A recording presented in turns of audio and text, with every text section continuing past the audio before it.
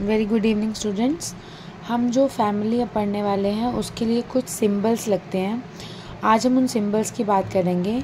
अगर तो हमारा फ्लोर इज़ ब्रैक्टिएट फ्लोर तो हम उसके लिए BR लिखते हैं। तो जब भी कोई फ्लोर होगा जो ब्रैक्टिएट होगा तो उसके लिए आपको पूरा ब्रैक्टिएट नहीं लिखना, you only have to write BR। अगर वो ई ब्रैक्टिएट है यानी कि उसमें ब्रैक्ट नहीं है तो हम लिखेंगे EBR। अगर वो एक्टिनोमॉर्फिक या रेडियल सिमेट्री शो करता है तो उसके लिए जो सिंबल है दैट इज दिस। जाइगोमॉर्फिक या बाइलेटरल सिमेट्री के लिए जो सिंबल है ना बच्चे, उसको कुछ बुक्स ऐसे या कुछ बुक्स उसको इस तरह से या कुछ बुक्स कई बार उसको इस तरह से, बट द थिंग इज कि आपको इसको इसी तरह कुछ बाइफिकेशन मिल सकती हैं।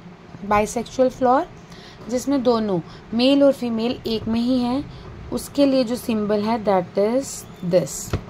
अगर तो फ्लोर आपका मेल रिप्रोडक्टिव कैरी कर रहा है, स्टेमिनेट फ्लोर है सिर्फ, तो आप जो सिंबल लगाएंगे वो है ये। अगर आपका फ्लोर पिस्टिलेट फ्लोर है तो आप जो सिंबल लगाएंगे वो है ये। कैलिक्स के लिए आपके पास सिंबल आता है K। अगर मैं एज्यूम करके चलती हूँ मेरे फ्लोर में 5 जो हैं वो सेपल्स हैं, बिकॉज इसके सिंगल यूनिट को हम सेपल बोलते हैं और वो फ्री हैं। फ्री मतलब वो फ्यूज नहीं है, तो मैं कैसे लिखूंगी K। और कितने हैं मेरे पास 5, 6 होंगे तो 6, 7 होंगे तो 7, it depends upon the floor. और अगर वो फ्री हैं तो मैं इसको एज सच छोड़ दूंगी, कोई ब्रैकेट नहीं लगाऊंगी। गैमोसेपलस कंडीशन यानी कि जब मेरे कैलिक्स क्या होंगे फ्यूज्ड, उसके लिए मैं K लिखूंगी। फिर से सोच लेते हैं 5 हैं और अगर वो फ्यूज्ड हैं तो उसके बाहर क्या लग जाएगी ब्रैकेट। अब आते हैं हम करोला पे। इफ आई से करोला के लिए क्या सिंबल लगता है तो दैट सिंबल इज C। अगर इसके लिए पॉलीपेटलस कंडीशन है तो C लेके चलते हैं, 6 पेटल हैं तो 6। अगर गैमोपेटलस कंडीशन है तो C 6 और किस में आ जाएगा वो ब्रैकेट में।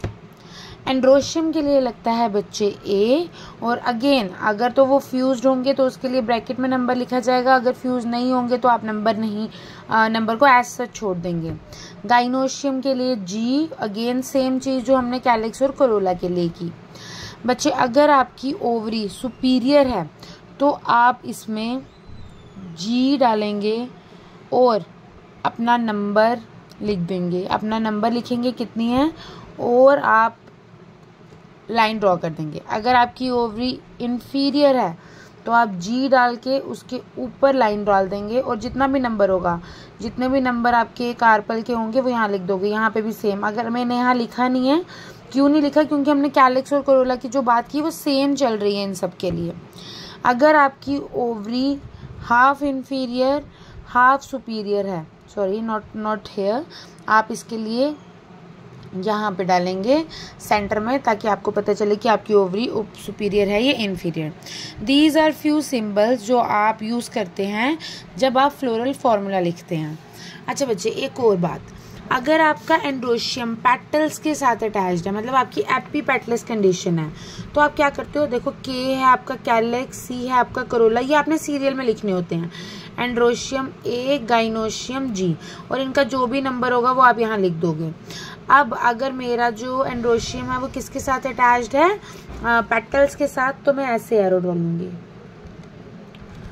अगर ये मेरे कैलिक्स के साथ जुड़ा होता तो मैं ये एरो यहाँ ले जाती। ठीक है। अच्छा एक टर्म हमने और पढ़ी थी पेरियांथ, जिसका सिंगल यूनिट स्टेपल। जब कैलिक्स और कोरोला अलग नहीं होते उसके लिए जो सिंबल यूज होता है वो है P।